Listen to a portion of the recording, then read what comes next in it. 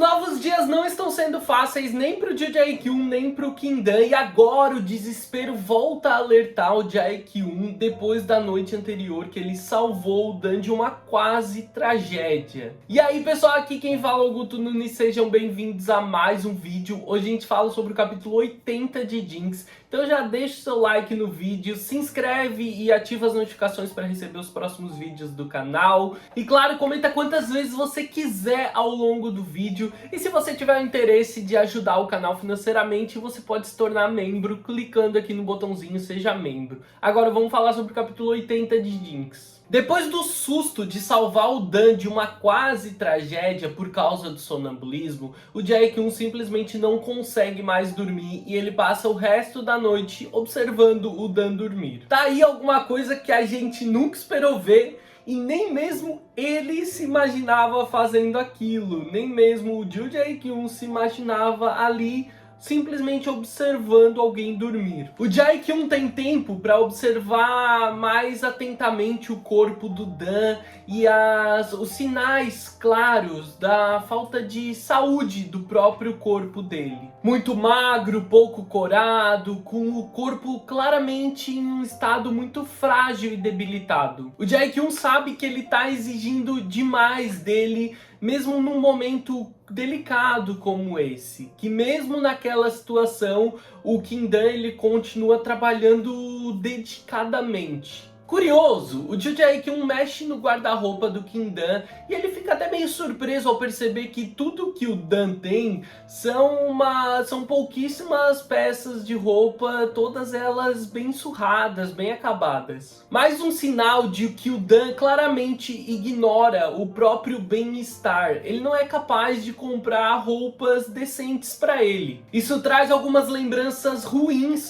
sobre a infância do Jae-kyun, que se recorda de ter que se vestir com alguns trapos ou roupas velhas que ele encontrava no lixo, na rua. Ele sabe que o Dan tá no limite, em todos os sentidos. Então ele tá decidido a fazer algo para melhorar a vida do Dan e impedir que ele possa sumir de novo. No dia seguinte, o Jae-kyun avisa o Dan que ele não vai à academia treinar, que ele decidiu tirar o dia livre e diz que o Dan deveria fazer a mesma coisa e sugere que os dois fiquem em casa. Ele diz que se o Dan também não tem planos para aquele dia, eles podem ficar os dois em casa e se divertirem juntos. E é óbvio que com se divertirem juntos, o Dan entende como sexo. Mais uma vez o Jae-kyun precisa explicar que não é isso que ele quer dizer. E ele fica até frustrado ao perceber que o Dan, sempre que o Jae-kyun fala sobre alguma coisa, o Dan pensa que é sobre isso.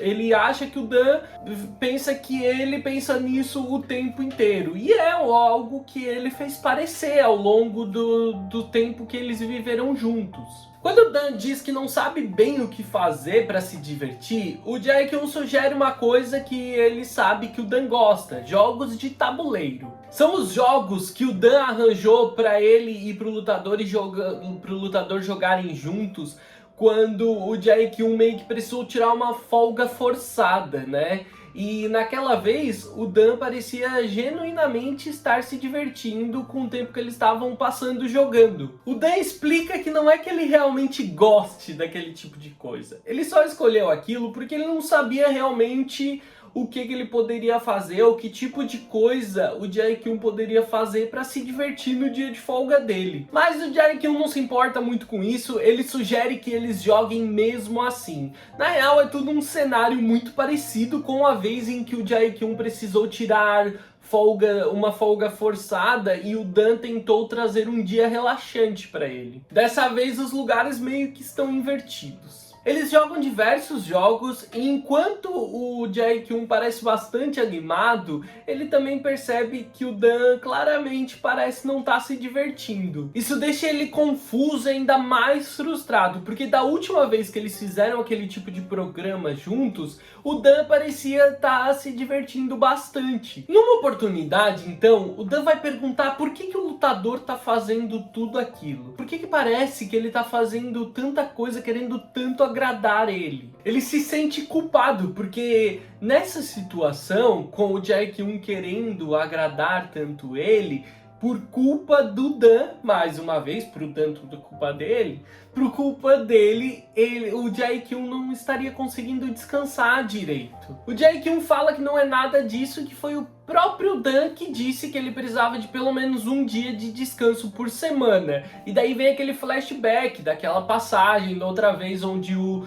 Dan estava preocupado em que o Jae-kyun tivesse algum dia relaxante e meio que as coisas aconteceram como agora, só que nos papéis invertidos. O Dan escuta tudo em silêncio, ele sabe que ele não tem como rebater aquilo, né? É uma desculpa maravilhosa que o Jae-kyun deu para aquilo ali. Então eles são interrompidos pela campainha, uma entrega chegou. Aparentemente animado, o Jae-kyun ele sai correndo para receber a entrega e manda que o Dan se junte a ele. A entrega é uma caralhada de roupas novas que o Jae-kyun avisa pro Dan que são pra ele, porque ele percebeu que as roupas do Dan estavam todas acabadas. Quando o Dan se questiona sobre o valor, porque como sempre ele fica bastante desconfortável de receber coisas caras ou presentes, o Jae-kyun diz pra ele que foram de graça, que ele não pagou por elas, que eram roupas que marcas enviaram pra ele no tamanho errado, que ele nem conseguia entender. Dá uma desculpa assim meio aloprada, que ele não entendia, as marcas mandaram errado e que como ele ia ter que se desfazer delas mesmo, ele deu elas pro Dan. Mas no final isso tudo é balela, tá? Porque ele tá mentindo, ele comprou todas aquelas roupas de presente pro Dan. Bem sem jeito, o Dan acaba aceitando, né? Levando a sério, ele até parece acreditar naquela desculpa horrorosa. Só que ele se questiona sobre o que o Jae-kyun fez com as roupas velhas dele. E o Jae-kyun conta que do jeito que elas estavam, ele decidiu jogar elas tudo fora, porque estava tudo acabada mesmo. O Dan se desespera ao saber que aquele moletom cinza dele, que praticamente estava colado no corpo dele, porque ele usava sempre, o tempo todo, foi jogado fora. Aquilo tinha sido o presente da avó dele pra ele de formatura. O Dan fica aliviado quando eles conseguem recuperar o moletom, que ainda não havia sido levado pra lixeira. E o Jae-kyun fica ali frustrado com ele mesmo, porque mais uma vez ele quase estragou tudo mesmo tentando fazer tudo certo. Ainda muito desconfortável, o Dan ele agradece ao Jae-kyun. Cuidar dele na folga dele, dar roupas a ele de presente. Tudo isso que o Jae-kyun tá fazendo é ótimo, mas que ele não deveria se esforçar tanto.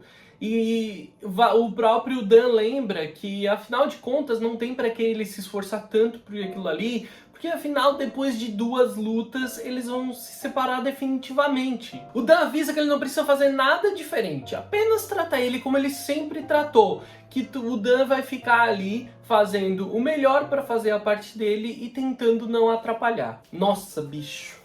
Ai, me deixa louco sempre que o Dan se coloca nesse lugar completamente menosprezado por ele mesmo. Mas tudo bem, vamos continuar a história. O Jae-kyun tá irritado com ele mesmo, se perguntando o que ele fez de errado dessa vez. Porque ele achou que dar ao Dan coisas que o Dan não tem ou precisava seria uma jogada de mestre. Mas assim, ele não tem essa resposta, então ele apenas pede que o Dan aceite as roupas porque não tem pra que ele ficar com elas, porque não iriam servir nele de qualquer forma. Parecendo mais desconfortável do que eu nunca, como se eu não tivesse usado a palavra desconfortável para descrever o Dan ao longo de todo o capítulo, o Dan aceita e agradece as roupas. E o Jae-kyun fica olhando para toda aquela situação estranho, porque parece que ele tá forçando o Dan a aceitar. O Jae-kyun pede mais uma vez que o Dan acompanhe ele. Já que dá as coisas que o Dan precisa não vai adiantar, ele vai pelo menos tentar fazer a parte dele para garantir o bem-estar e a segurança do Dan, mesmo pensando a longo prazo para quando eles não estiverem juntos. Eles vão até a piscina do apartamento